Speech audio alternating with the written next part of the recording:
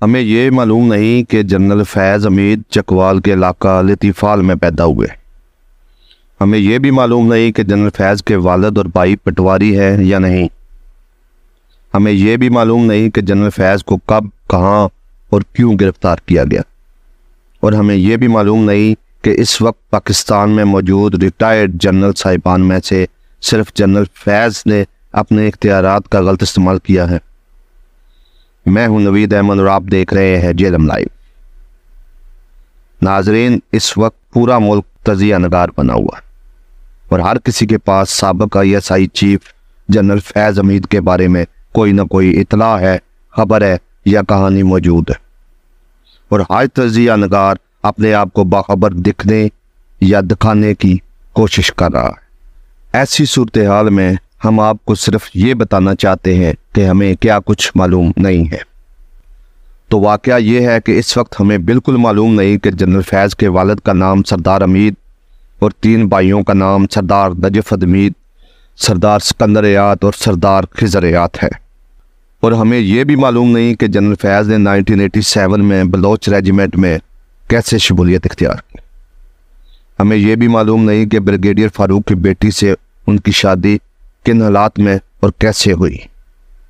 ہمیں یہ بھی معلوم نہیں کہ TLP کے فیض آباد دھرنے میں جنرل فیض نے کیا رول ادا کیا، اور ہمیں یہ بھی معلوم نہیں کہ وہ سریعام دھرنے کے شرکاء میں کیسے پیسے بانٹتے رہے۔ ہمیں یہ بھی معلوم نہیں کہ ان کے سسر بریگیڈیئر فاروق اور جنرل باجوہ کے سسر جنرل اعجاز امجد کی آپس میں گہری دوستی تھی۔ ہمیں یہ بھی معلوم نہیں کہ اس دوستی کی وجہ سے جنرل باجوہ اور جنرل فیض کی جوڑی کتنی مضبوط ہوئی۔ ہمیں یہ بھی معلوم نہیں کہ جنرل فیض تاپ سٹی نامی ہاؤسنگ اسکیم اسلام آباد کے مالکان کو ڈرا دھمکا کر کیسے پیسے بٹورتے رہے، اور نون لیگ کی حکومت میں اس وقت کے حکمران اور عسکری حکام کیوں خاموش رہے۔ ہمیں یہ بھی معلوم نہیں کہ وہ اعلیٰ عدلیہ کے معزز جج صاحبان کو ڈرا دھمکا کر منمانے فیصلے کرنے کے لیے مجبور کرتے رہے۔ ہمیں یہ بھی معلوم نہیں کہ 2018 کے انتخابات سے قبل ایک مقبول سیاسی جماعت کے وہ ٹکٹ تقسیم کرتے رہے۔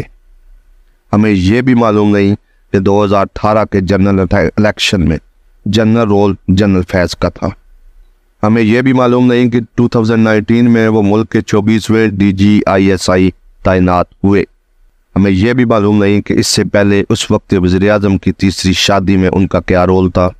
ہمیں یہ بھی معلوم نہیں کہ بطور DG ISI وہ میز کی دونوں جانب کھیلتے رہے۔